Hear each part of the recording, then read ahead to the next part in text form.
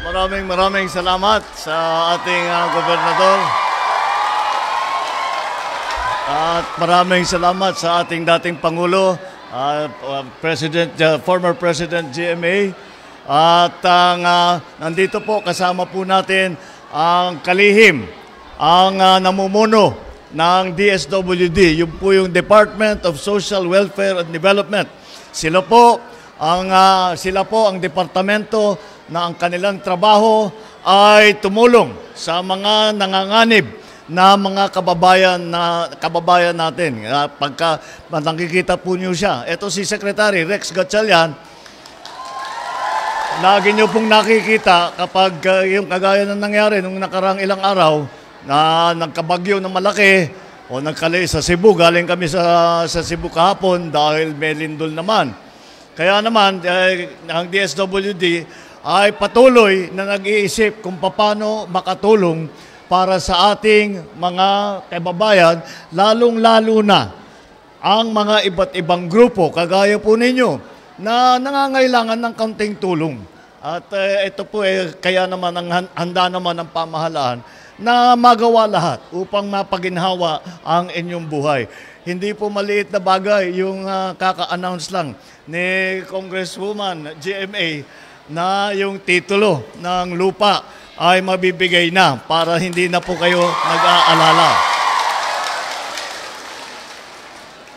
Alam niyo po, nung pinag-aaralan namin, itong sitwasyon po ninyo ay talaga ang kailangan natin tulungan ang inyong hanap buhay sa pagsasaka.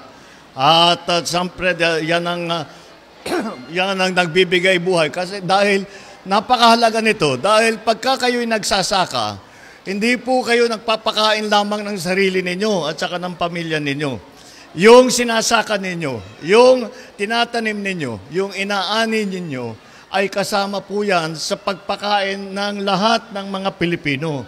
Kaya't napakahalaga ng inyong sektor ng agrikultura at kailangan, lalo-lalo na dahil dito medyo bago-bago pa at yung komunidad, ay bibigyan po natin lahat ng tulong upang makaahon, upang naman makapagkaroon ng mga simple lang na hanap buhay at makatulong pati sa progreso sa ating minamahal na Pilipinas. Kaya ngayong umaga po, dito po sa programa na sinimula na nasa DSWD po, makakatanggap ang 127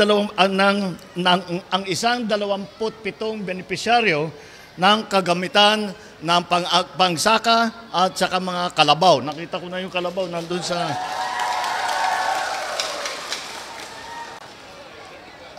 Hindi po hanggang ngayon. Marami na po tayong mga naimbento ng mga makinarya.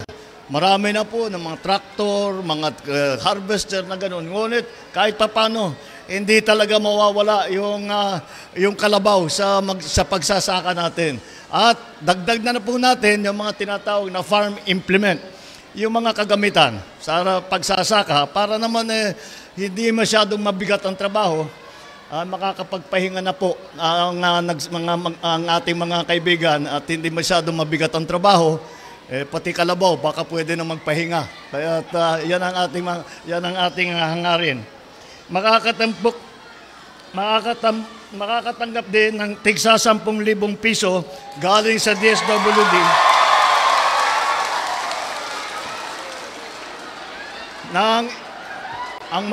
Ang makakatanggap ay halos 1,200 benepisyaryo mula nga sa i-announce po ng ating butihing Congresswoman galing po sa Barangay Planas at sa Kamyas. Ito po mula sa DSWD. Ngunit hindi lang po ito po ay bahagi lamang ng aming mas mahabaang programa.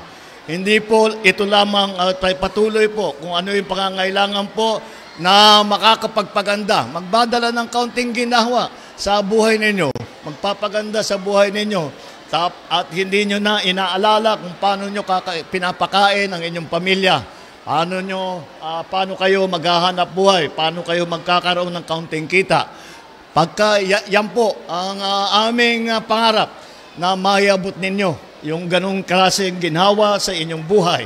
At nandito po ang pamahalaan. Asahan po ninyo na lagi po kaming nandito na tumutulong sa inyo. Nandito po ang inyong pamahalaan. Kami po ay laging naghahanap ng paraan na kung paano pang tumulong. Kaya pagka meron kayong pangangailangan, huwag kayong magdadalawang isip na humingi.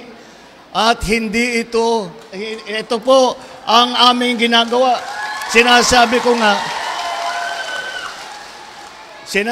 ko nga, pagka yung mga meron kaming nabibigyan ng kaunting benepisyo, ay nagte-thank you. Huwag na kayong thank you. Dahil trabaho talaga namin ito. Kaya pera ninyo ito. Kaya binabalik lang namin sa inyo ito.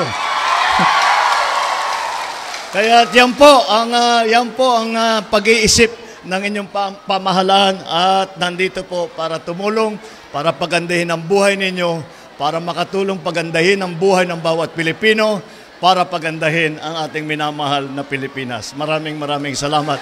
Magandang umaga po sa inyo lahat. Maraming salamat po.